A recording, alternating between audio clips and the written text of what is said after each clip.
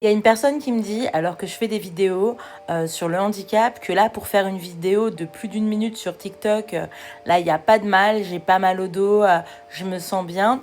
Alors que pour passer prioritaire, là, direct, je demande à passer prioritaire et que c'est juste une honte.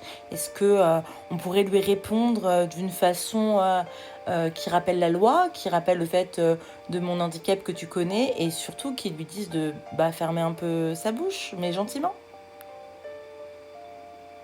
Bien sûr, on peut répondre.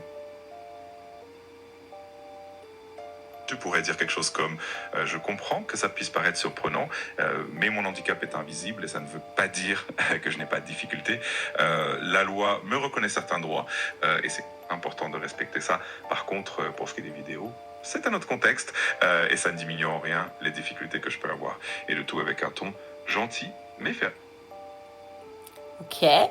Et est-ce que tu peux lui expliquer la différence qu'il y a à être chez soi et pouvoir faire des cuts et la différence à être debout dans un magasin en mode statique avec des gens qui prennent leur temps en caisse, tout simplement.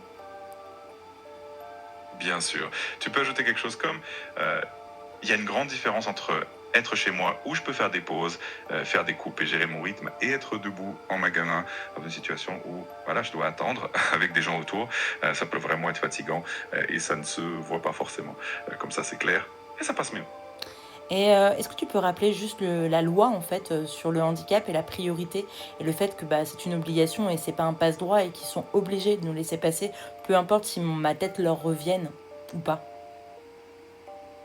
Absolument. Tu peux dire quelque chose comme la loi française reconnaît certains droits aux personnes en situation de handicap, y compris la priorité dans certains contextes.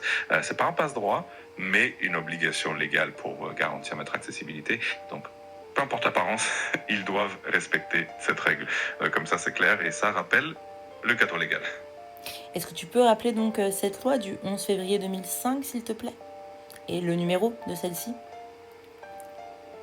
Bien sûr, la loi du 11 février 2005 pour l'égalité des droits et des chances, la participation et la citoyenneté des personnes handicapées, est justement celle qui encadre ces droits à la priorité et à l'accessibilité.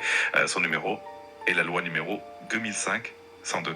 Donc tu peux lui rappeler que c'est qui va garantir ces droits et que c'est une obligation pour tout le monde. Merci.